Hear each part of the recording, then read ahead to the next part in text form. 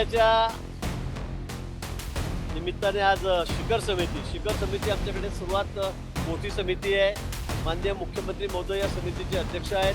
त्यामध्ये सगळे अधिकारी आहेत, सगळे खासदार आमदार आहेत आणि ही समितीची बैठक आज नुकतीच या ठिकाणी पार पडलेली आहे। कुंभमेळ्यामध्ये जवळपास आम्ही 34,000 कोटी रुपये या ठिकाणी खर्च करणार आहोत। तशा कामांना मंजुरी मिळालेली आहे। त्याच्यामध्ये जवळपास 8,700 कोटी रुपये सेंट्रलचा आशिष त्या ठिकाणी आहे, सेंट्रलकडून आम्हाला मिळणार आहेत आणि 22,000 कोटी रुपये जे आहेत ते इथे राज्य सरकार आम्ही या ठिकाणी खर्च करणार आहोत। जवळपास 34,000 कोटी रुपये या कुंभमेळ्याचं या ठिकाणी आयोजनासाठी आम्ही या ठिकाणी देणार आहोत आणि मला वाटतं वेळेच्या आत काम करायचे। वेळ तशी कमी आहे, आता 1.25 वर्ष राहिलेलं आहे आणि या 1.25 वर्षामध्ये आम्हाला सर्व कामं पूर्ण करायची आहेत आणि म्हणून सर्व यंत्रणा जी आहे ती कामाला लागलेली आहे। सगळ्या कामाचा आढावा आज कुंभमेळ्याच्या माननीय मुख्यमंत्री महोदयांनी घेतला, सर्व लोकप्रतिनिधींनी या ठिकाणी घेतलेला आहे। काही सूचना होत्या, काही अडचणी होत्या, त्यावर सविस्तर चर्चा या कुंभमेळ्याच्या निमित्ताने शिखर समितीच्या बैठकीमध्ये आज झालेली आहे। ते प्रयागराजला आपण जर बघितलं तर खूप मोठी गर्दी, प्रचंड गर्दी त्या ठिकाणी कुंभमेळ्यात झाली होती आणि मला वाटतं नाशिकलाही यावेळेला गेल्या वेळेपेक्षा 4 पट 5 पट गर्दी भाविकांची या ठिकाणी होणार आहे आणि म्हणून खूप सतर्कता आम्ही या ठिकाणी घेत आहोत, खूप काळजी आम्ही या ठिकाणी घेत आहोत। कुठे स्टॅम्पेड होऊ नये, चेंगराचेंगरी होऊ नये, त्यामुळे अतिक्रमण काढणे, शहरातले रस्ते हे मोठे करणे, 6 पदरी 3 पदरी करणे, 5 पदरी करणे, 6 पदरी करणे, रस्ते जे त्र्यंबकला येत आहेत, जे नाशिककडे येत आहेत ते सगळे रस्ते आता आम्ही मोठे करत आहोत। नदीतलं पाणी शुद्ध कसं येईल गोदावरीचं यासाठी मोठे आमचे प्रयत्न झाले। जवळपास 2,500 कोटी रुपये खर्च करून आम्ही STP प्लॅन त्या ठिकाणी कार्यान्वित करत आहोत। अनेक कामं आहेत, काही ब्रिज आहेत, पूल आहेत, त्यांची कामं आता आम्ही हाती घेतलेली आहे। रामकुंडावरचं सगळं जे अतिक्रमण आहे ते आम्ही त्या ठिकाणी काढतो आहोत, तो परिसर मोठा करतो आहोत। त्र्यंबकेश्वरला आम्ही आता नवीन कुंड स्नानासाठी त्या ठिकाणी तयार केलेला आहे। साधू महंत सर्व त्यांनी संमती दिली आहे की आम्ही त्या ठिकाणी स्नान करू आणि म्हणून कुठले स्टॅम्पेड होऊ नये, हा कुंभ स्वच्छ व्हावा, सुंदर व्हावा आणि सुरक्षित व्हावा यासाठी आमचा सगळा प्रयत्न या ठिकाणी चाललेला आहे आणि म्हणून मला वाटतं त्या निमित्ताने सरकार सुद्धा अलर्ट मोडवर आहे।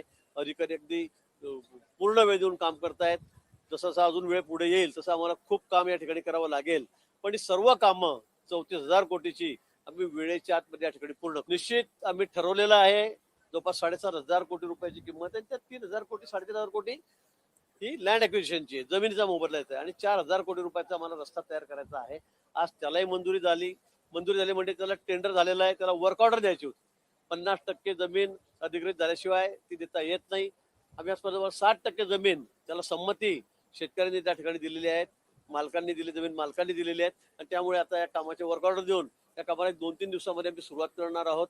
सर्वात मोठं काम आपलं हेच आहे, पण त्या परिसरातले जेवढे त्र्यंबकेश्वरला असले जोडणारे रस्ते आहेत सगळ्या भागातून येणारे, मग गुजरातकडून येणारे असतील, मुंबईकडून येणारे असतील, त्या सगळ्यांचं काम आता सुरू आहे आणि हे काम आम्ही सगळं वेळेमध्ये करणार आहोत।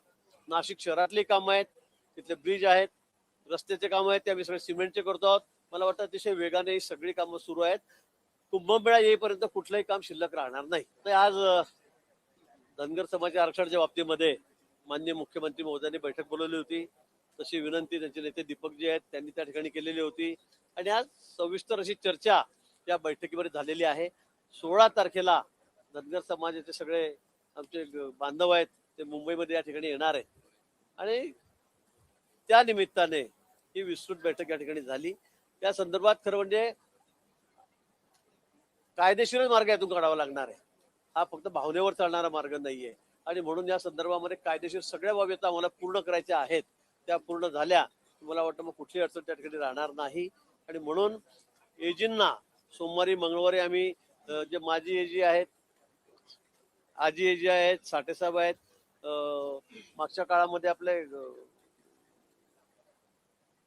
ते एजी आहेत, त्यांना दोघा-तिघांना सोबत घेऊन कायदेशीर काय मार्ग काढतात। कुंभकोणी साहेब आहेत, कुंभकोणी साहेब त्यांना माहिती त्या संदर्भातली आणि धनगर समाजाचे 4-5 लोक ज्यांचा अभ्यास मोठा आहे अशा सर्व लोकांना एकत्रित त्या ठिकाणी बैठक करणार आहोत आणि त्यातून तात्काळ आता मार्ग, आता फार वेळ लागणार नाही मला वाटतं, पण लवकरात लवकर आम्हाला या संदर्भामध्ये धनगर समाजाला आम्हाला न्याय द्यायचा आहे आणि सर्वांची या बाबतीमध्ये संमती झालेली आहे आणि म्हणून मला वाटतं की लवकरच हा तिढा सुटेल।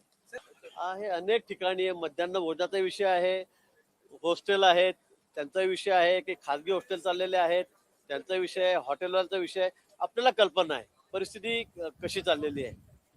जगभर आखाती देशामध्ये सगळं युद्ध पेटलेलं आहे. हा काही इथला शासनाचं फेल्युअर आहे का केंद्र शासनाचा फेल्युअर असा विषयच नाहीये. आता जहाज येत नाहीये तिकडनं, ट्रान्सपोर्टेशन बंद पडलेलं आहे, गॅस येत नाहीये. त्यामुळे हा सगळा विषय थोडा आता क्लिष्ट झालेला आहे. त्याची आपल्या सर्वांना कल्पना आहे. पण मला वाटतं यावर नुसतं सर्वांनी राजकारण करू नये. तर उगाच सिलेंडरची अंतयात्रा चालली आहे, ज्याला शिव्या घाल त्याला शिव्या घाल. मला वाटतं जनता तर सुधारण आहे, आपण थोडं कळ सोचावी लागणार आहे. पण मला असं वाटतं की थोडा गॅसचाही वापर कमीत कमी केला. अनेक ठिकाणी गरीब कुटुंब तर बिचारे तेवढ्यावर चालवतात, पण अनेक ठिकाणी गॅसचा आपण जसा नेहमी वापर करतो त्यापेक्षा जर थोडा कमी केला तर त्याचाही फायदा या ठिकाणी होणार आहे. तो आपण सगळ्यांनी करावा, कारण परिस्थिती देशासाठीच युद्धजन्य आहे. आणि म्हणून मला असं वाटतं की वॉर लेवलवर आपण त्या ठिकाणी त्या गोष्टीशी लढतो आहोत. पेट्रोल डिझेलच्या बाबतीमध्ये तर कुठे मला वाटतं अडचण येत नाहीये, येणार पण नाही. आपली जहाज आता पास होत आहेत, कालही परवा 2 जहाज आलीत. मला वाटतं गॅसच्या बाबतीमध्ये लवकरच प्रश्न सुटेल. आपले परराष्ट्र मंत्री आहेत, सगळीकडे बोलतायत, माननीय पंतप्रधान आहेत, त्या बाबतीमध्ये अतिशय अलर्ट मोडवर आहेत. पण त्या मानाने जगभरामध्ये जे संकट आलेलं त्या मानाने आपण अतिशय सुखी आहोत मी असं म्हणेन. थोडीशी कस सोचावी लागेल, थोडा त्रास सहन करावा लागेल. पण मला वाटतं आपण सगळ्यांनी सहकार्य करावं, शासनाला करावं, प्रशासनाला करावं. आपला हा देशाचा विषय आहे, हा काही कुठल्या पक्षाचा विषय नाहीये. आणि म्हणून मी सगळ्यांना विनंती करेल की आपण सगळ्यांनी थोडं सहकार्य करावं.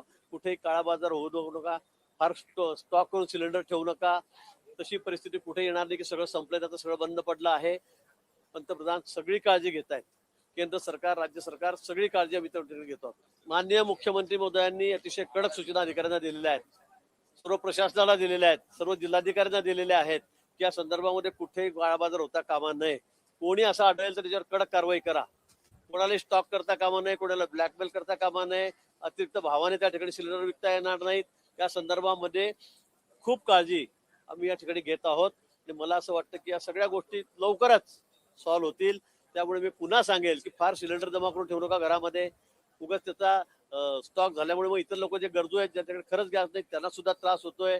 मला वाटतं की आपण सगळ्यांनी या ठिकाणी मदत करावी, सहकार्य करावं. हे देशावरचं संकट आहे, हे काही कुणा पार्टीवरचं कुणाच्या वैयक्तिक कुणावरचं संकट नाही, तर हे देशावरचं संकट आहे. आपल्याला काय चाललंय जगभरामध्ये, युद्ध कसं पेटलेलं आहे याची सगळ्यांना कल्पना आहे. आणि म्हणून कुठेही याच्यामध्ये राजकारण न करता सर्वांनी सर्व पक्षांनी सुद्धा आम्हाला सहकार्य करावं.